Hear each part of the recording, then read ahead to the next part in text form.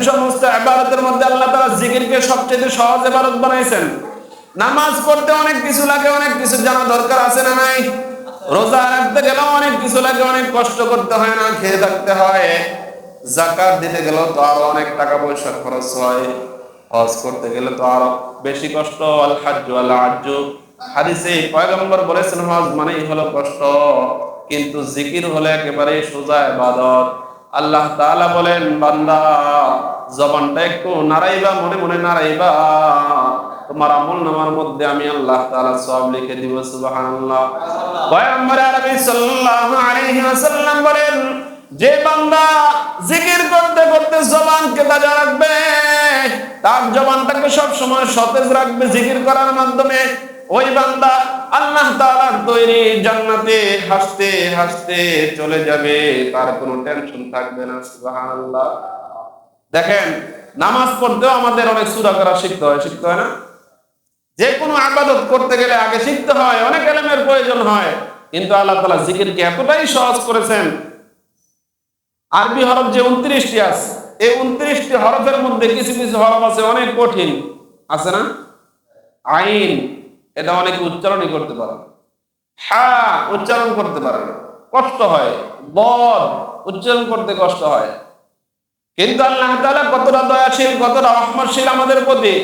আল্লাহ তাআলা আমাদেরকে জিকির দিয়েছেন, জিকিরের মধ্যে কোনো কঠিন শব্দ দেন নাই।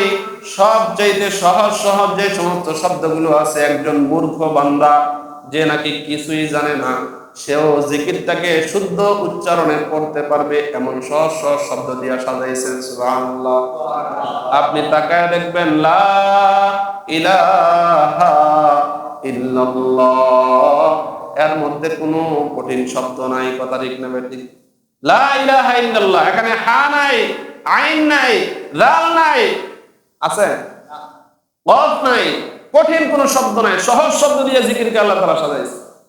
এই জন্য মুসলমান বেশি বেশি জিকির করতে হবে।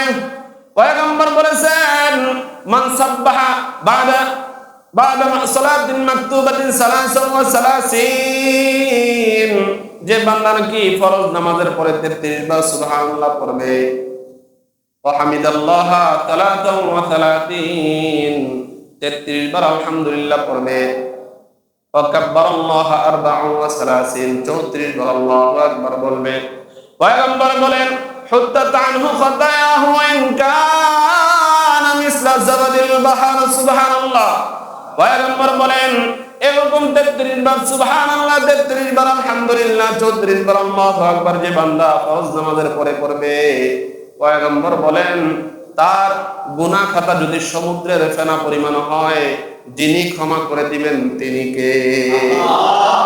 সমুদ্রের ফেনা পরিমাণ যদি আপনার গুনাহ থাকে, 33 বার করে যদি 5 ওয়াক্ত ফরজ নামাজের পরে পড়তে পারেন, আল্লাহ তাআলা সমস্ত গুনাহ খাতা ক্ষমা করবেন।